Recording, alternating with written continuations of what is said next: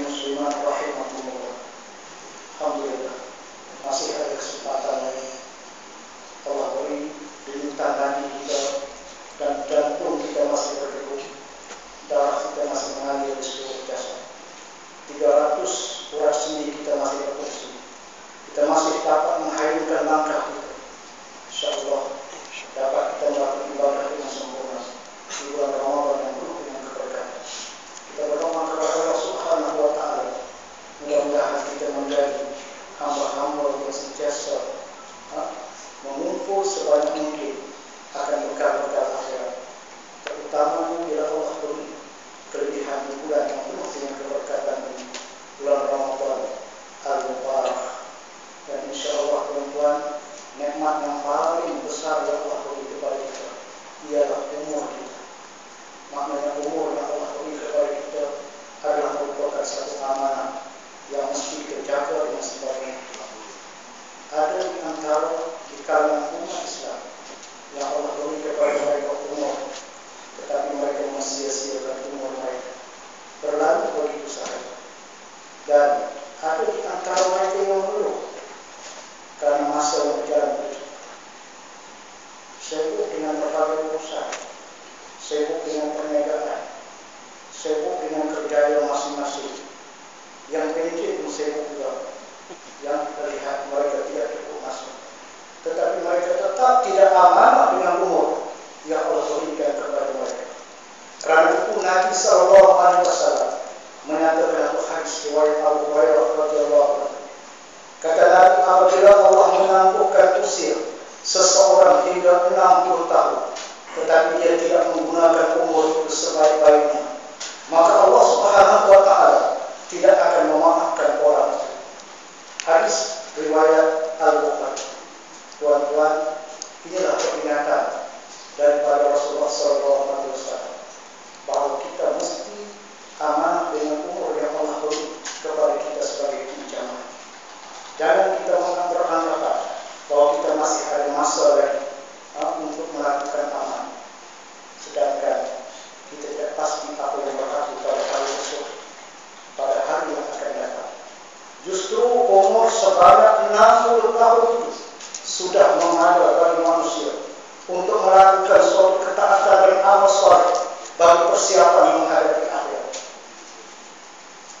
Seolah-olah Allah Subhanahu wa Ta'ala telah menangguhkan kematian ketika usia muda dengan memberi peluang bagi manusia itu untuk memperbaiki keadaan dirinya sehingga akhirnya usia yang menjangkau 60. Maka jelaslah jika dia terus mengabaikan usia yang sebanyak itu, sesungguhnya manusia telah mengabaikan peluang keemasan yang diberikan kepada mereka. Di saat Allah beri kesedaran kepada kita, di saat Allah Subhanahu wa Ta'ala berikan kesabaran kepada kita, kadang-kadang kita terpikir alangkah ruginya ketika kita muda. Kalau masa muda untuk Allah beri hidayah, macam mana Allah beri hidayah sekarang, kita rasa sangat beruntung. Maka kita diberi kesempatan di usia yang dah dari kilauan main, baru kita sedar dan Islam. Maka kita kena cepat-cepatlah bertaubat, cepat-cepatlah kita mengislahkan akan diri kita, dan sentiasa kita mencari hidayah kebenaran Allah Subhanahu wa Ta'ala, berdamping dengan orang-orang yang berakhlak mulia, yang sentiasa melakukan amal yang saleh, dan kita mendekati guru-guru yang sentiasa mengajar kita tentang kehidupan akhirat. Tuan-tuan, inilah peringatan yang selalu disebut kepada kita supaya jangan kita lupa tanggung jawab kita sebagai hamba Allah. Semua yang kita ada ini adalah pinjaman. Setiap benda yang ada atas muka bumi ini, sama ada yang bernyawa atau tidak, tuan-tuan, ada acara masing-masing. Kalau kita kata pakai yang kita pakai hari ini, datang ke masjid lama, kita bawa sembahyang, mungkin 5 tahun akan datang, bukan lagi kita pakai pakaian yang kita pakai ini. Mungkin pakaian kita jadikan sebagai kain bubuk, angkat periuk, sebagai lak kaki saja. Pokok yang kita tanam membesar, mengeluarkan hasil, sampai masanya pokok itu akan mati, akan berhenti berbuah, menjadi kering, layu,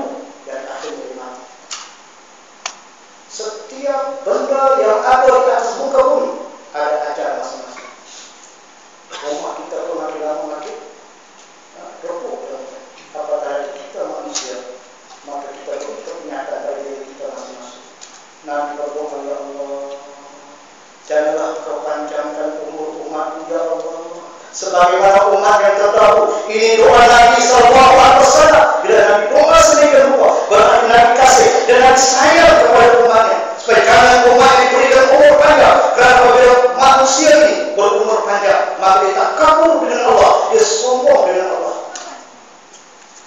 Inilah umat yang terdahulu yang Allah cerita dalam Al-Quran. Bila Allah sebut, alam tara kaifa fa'ala rabbuka bi'ad irama zatil imad allati lam yukhlaq misluha fil bilad wa samud alladziina jaabu sahra bil wad wa fir'auna dzil autad.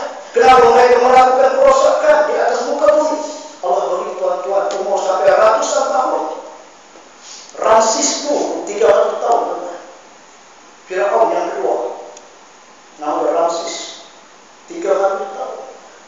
Kita kalau Allah beri umur sampai 100 tahun, dia mau pakai mesin.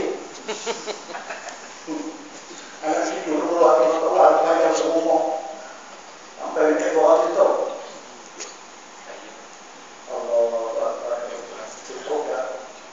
Cukup dah kita hidup dunia sebab saya kepada hamba, saya kepada umat, supaya jangan bawa dosa banyak.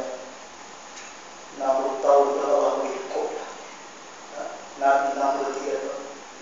Sebab itu sentiasa kita merenung diri kita. Tengok cermin, berarti tengok diri kita. Jangan tengok orang. InsyaAllah kita akan sentiasa muhasabah. Apabila seseorang itu didatangi pusat Allah, yakni malaikat maut, dengan beberapa isyarat seperti berlaku perubahan pada fizikal, disebabkan peningkatan umur, rambut yang berubah, tanda bisuk pada kulit, sendi-sendi menjadi senang, dan seumpamanya. Isyarat yang lebih keras lagi ialah dengan kesihatan yang sering terganggu, sama ada disebabkan sakit-sakit ringan, apatah lagi jika ditimpa sakit berat dan tenang. Justru semua itu adalah tanda bahawa Allah Subhanahu wa taala sangat sayang serta belas kasihan terhadap hamba. Itu tanda Allah kasih. Allah sayang, bukan Allah benci dekat kita. Kalau kita dah nampak tanda-tanda, malam tak mari masjid, besok pun tak mari, 3 hari tak mari, kita pergi ziarah lagi, pokoknya sakit kena kau, itu tanda Allah sayang, supaya boleh peringatkan. Ini juga ambil rumah, tapi tak ada, tak boleh ada, sakit itu peringatan, tanda kasih Allah kepada hamba supaya dia ingat. Allah Subhanahu wa taala memutuskan semua syarat dan semboyan itu adalah bukti bahawa dia sentiasa memberikan perhatian dengan peringatan-peringatan, dengan maksud bahawa melalui peringatan yang ringan dan juga peringatan yang berat, manusia tidak dilalaikan oleh sebarang pengaruh duniawi atau hawa nafsu yang ada di sekeliling mereka, agar manusia sentiasa sadar akan tujuan mereka diciptakan dan diberi peluang hidup di atas dunia ini. Justru itulah manusia sememangnya memerlukan peringatan dan peringatan. Ini maaf betul. Nah, ibadah menambah tasbih untuk sibuk, mengganggu solat. Kita tak tahu benda itu penting. Benda itu sangat penting. Kadang-kadang orang ibadat atas kejahilan, tak ada pahala apa, kosong. Tapi bila kita selalu beri peringatan, saya pergi kepada yang imam-imam di sana pun diarahkan supaya buat tazkirah imam-imam yang dilantik, yang ditauliahkan, beri tazkirah kepada imam yang sembahyang solat sunnah tarawih. Dulu malah sangat kita beri peluang dari imam-imam, beri nasihat tazkirah. Sebab itu tuan-tuan, benda ini sangat penting bagi kita, kerana setiap kehidupan kita ini kadang-kadang kita mengikut nafsu kita. Allah Subhanahu wa taala wa nafsi wa ma sawwaha fa alhamaha fujuraha wa taqwaha qad aflaha man zakkaha wa qad khaba man dassaha. Dan nafsu yang Allah beri kepada kita dan kesempurnaan, dan Allah beri kepada nafsu itu 2 jalan, yang jalan takwa dan fujur yang membawa kepada kejahatan. Qad aflaha man zakkaha, maka beruntung bagi mereka yang membersihkan, yang mensucikan akan hawa nafsu, dan amat malanglah bagi mereka, rugilah bagi mereka yang sentiasa mengotorkan akan nafsu.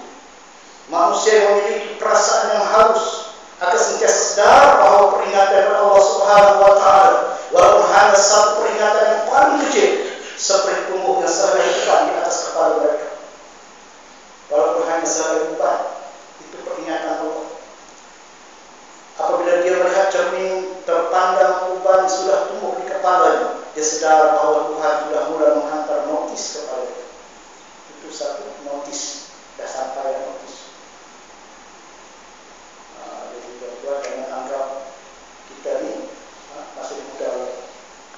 Orang-orang sufi seperti Rabi'atul Adawiyah merasa seolah-olah Allah sudah melupakan jika dia tidak ditimpa sakit. Kerana sakit yang didatangkan oleh Allah kepada diriku, bagi Rabi'atul Adawiyah seolah rindu yang mengharap terhadap Allah sudah terbalas. Maka air mata Rabi'atul Adawiyah akan sering menitis andainya Allah yang sentiasa dirindu itu tidak menunjukkan sebarang respon.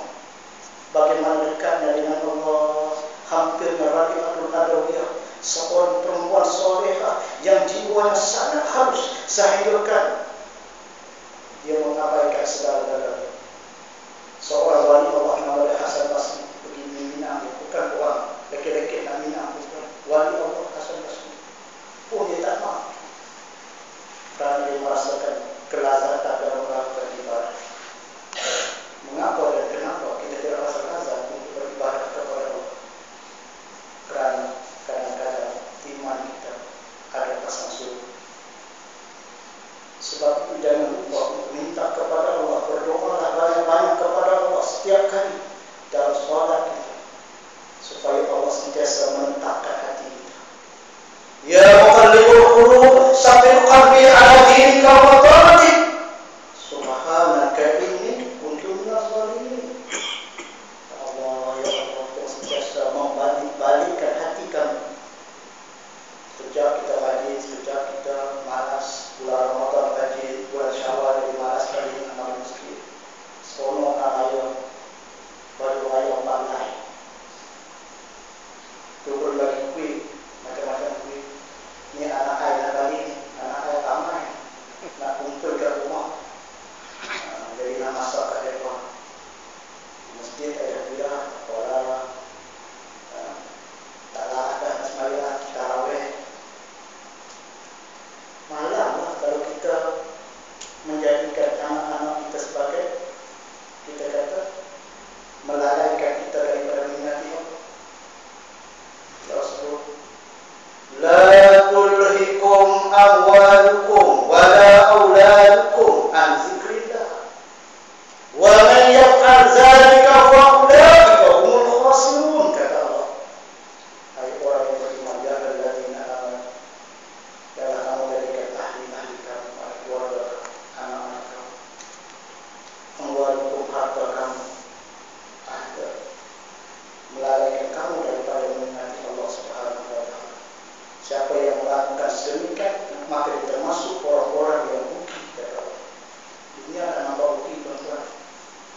Kalau dunia ni kita kerja keras, kita tetap dapat hasil yang lumayan. Mereka, tuan-tuan, daripada lepas zuhur kita mula start mereka, sampailah dekat waktu maghrib nak buka puasa, tutup berlipat ganda. Sebab orang lapar. Orang lapar ni tak kira. Tengok macam sedap je, beli. Dia kira kalau tengok pasar-pasar Ramadan tu, itu jenis orang lapar semua. Dia tak boleh tengok makanan-makanan nampak lazat-lazat semua. Orang yang menegar bubur, betul-betul cakap bubur yang modal dia kecil, bubur kacang, bubur gandum, bubur nasi kayu, nasi apa tu yang macam-macam jenis bubur lah. Boleh dapat 300 ke 400 porsi dalam satu hari. Jual martabak 3 segi, tuan-tuan, 630 abang saya orang kuat jual martabak 3 segi 600 porsi. Ini orang terdapat yang juga untuk, tapi dia fikir tadi, dia kata kalau menjaga letih penat, malam tak boleh tadarus, setiap bulan tak larat, nak ditaruh pun tak larat, sebulan tak menjaga, tak menjaga, 2 tahun tak menjaga, walaupun untung masa kata. Allah beri dekat dunia ni, kalau kita nak apa sahaja usaha kita untuk dunia, maka Allah beri. Tapi ingat bahawa dunia akan memperdayakan dia. Bila Allah sebut dalam Al-Quran, wa al-hayatad dunya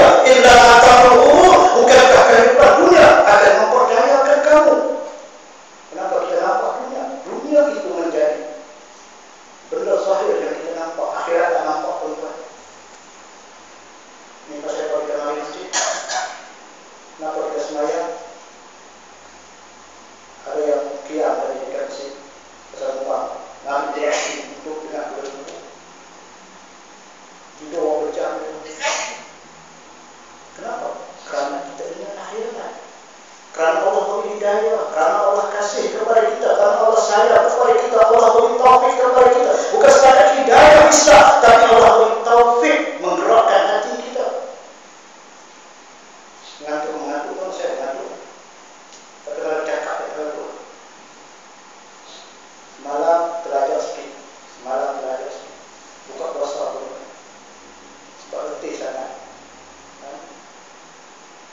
Minum air ais. Kalau jarang minum ais minum sikit-sikit ya. Malam sebab ada ais ada dekat. Ais soya ada, ais sasi ada, ais lambu ada. Kelihatan minum. Ditangkap obat. Kalau kita sekiranya dekat, kamu kelak tuan. Kalau pecah mata dia. Jadi kita rasa ini sesuatu yang kadang-kadang bila kita ikut keadaan nafsu yang Allah beri kepada kita, maka kita akan resmi. Ikut nafsu jadi resmi. Berbagai isyarat yang diutus oleh Allah Subhanahu Wa Taala kepada manusia didatangkan matahari untuk planet bumi, bukan sekadar suatu keperluan lahiriah kepada kehidupan dan tumbuh-tumbuhan melalui proses klorofil yang semula jadi. Dan mereka juga diciptakan bulan yang sinarnya mempengaruhi pasang surut lautan. Tetapi kedua matahari dan bulan adalah suatu peringatan yang besar kepada manusia di samping memberi manfaat yang lain. Dulu saya ada masalah juga. Satu hari saya ada kuliah. Sebab saya nak pergi laut, minat sana. Jadi orang laut itu tengok bulan. Dia tengok bulan. Bila bulan besar, mana bulan penuh. Masa itu ke-9 mana? Air pasang besar. Kalau menurut air ke perlahan, dia tak pasang besar, tapi dia tak air surut, air bergerak perlahan. Itu ikan berimuan pula. Ikan nama. Ikan sisik tuan. Kalau air tak bergerak langsung, itu ikan buka. Ikan putih. Itu namanya ikan buka, ikan tak sombong. Dia pantang tengok umpan. Kenapa orang pulau itu bulan? Kenapa dengan bulan itu berlakunya pasang surut air? Bukankah ini kuasa Allah? Kenapa kita tak ambil iktibar dan kita tidak melihat ada kebesaran Allah di hadapan mata kita? Siapa yang mengatur segala-galanya itu? Sudah pasti Allah Subhanahu Wa Taala. Sebab itu kita kena banyak tengok kejadian alam supaya terbuka mata hati kita.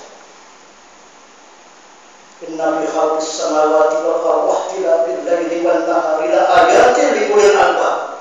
Albab ini supaya terbuka mata pikiran kita bagi orang yang albab.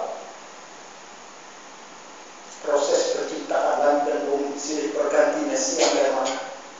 Pasang surutnya air di lautan. Semua itu tanda-tanda kebesaran Allah Subhanahu Wa Taala.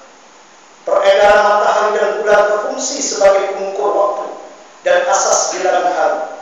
Dengannya hari-hari hitung menjadi minggu, dan minggu kepada bulan, dan bulan menjadi tahun.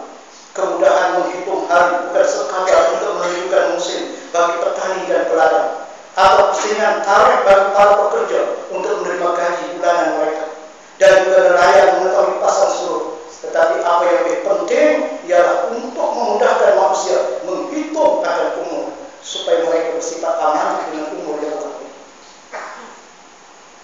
Jangan mereka khianat kepada amanah yang Allah, supaya dengan adanya masa Tuhan, hitungan hari menjadi kita ukur umur kita.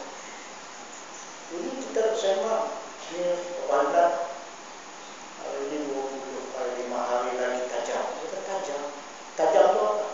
Oh, nak terima gaji. Pokoknya nak terima gaji tajam. Lepas tajam 2 hari tunggu balik.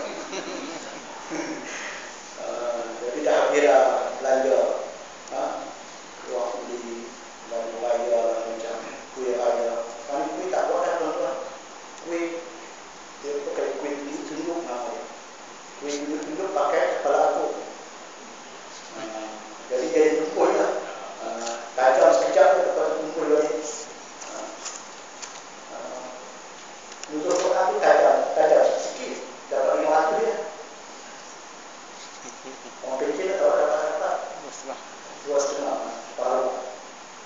Setiap kali terbenamnya matahari berarti hilangnya sebahagian umur mereka. Kita kena renung dulu sementara nanti buka puasa. Tengok matahari benar, Allah, separuh dah umur aku habis. Adakah kita bisa macam itu? Ada.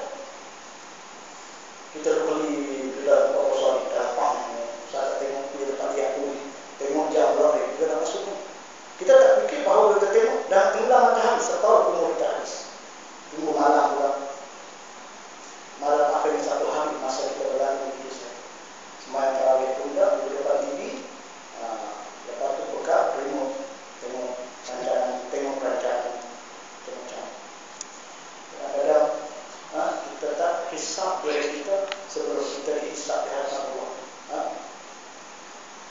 Allah Subhanahu Wa Taala ciptakan matahari dan bulan untuk memudahkan manusia menghitung hari. Justru itu manusia perlu menghitung hari-hari yang dilaluinya.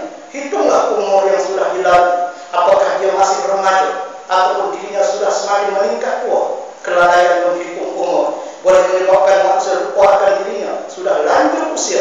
Ibarat orang yang lalai meneliti waktu, walaupun hari sudah hampir senja, tetapi solat asar masih belum dilakukan. Masih belum solat kerana kelalaian meneliti waktu. Duduk dekat taman tasik, renung tasik, jalan tasik ada ikan lampang. Kata dia tengok ikan lampang. Dekat jam maghrib tak balik lagi, pakai topi cepiu. Tak balik, tengok ikan. Tengok masa depan tak mati dia. Jadi kebuat kadang-kadang manusia dia habiskan masa dengan hanya tengok benda-benda yang kita kata tidak dia kaitkan dengan kejadian dan kebesaran Allah